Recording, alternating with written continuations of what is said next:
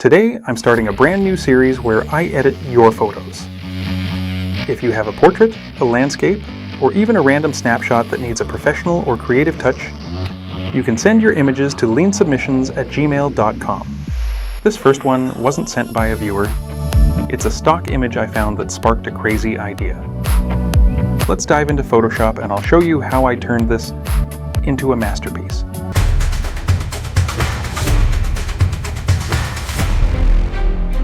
I started with our main character.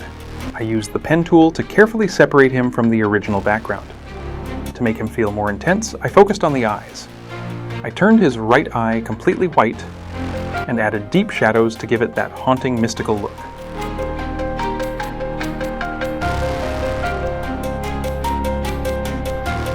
Next, I placed the crown. Now, at this stage, it looked like a flat sticker.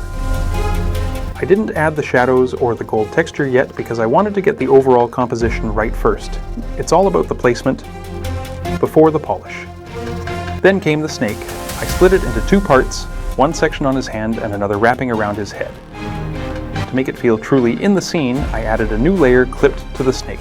I used a dark brush and set the blending mode to multiply to paint in those deep shadows where the snake meets his body. To add more life, I brought in a chameleon and an eagle. For both, I used levels adjustment layers to match their lighting to our subject. I painted shadows underneath them using a low opacity black brush on a layer set to linear burn, making them look like they are actually perched right there on his shoulders.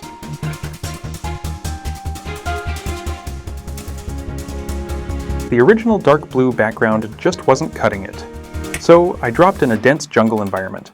To make the man pop, I added a brightness and contrast layer to the background and dragged the brightness way down. I also added a slight Gaussian blur to create that professional depth of field.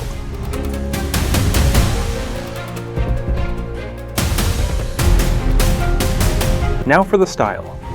I added a small tattoo detail just below his eye, setting the blending mode to overlay so it flows with the skin's natural texture. Then I went back to that flat crown. I used color balance to push the yellows and reds and a curves layer to add high contrast highlights, finally giving it that heavy, expensive gold look. We're almost there. I did a final pass of global lighting using curves and selective color layers to tie the animals in the background together.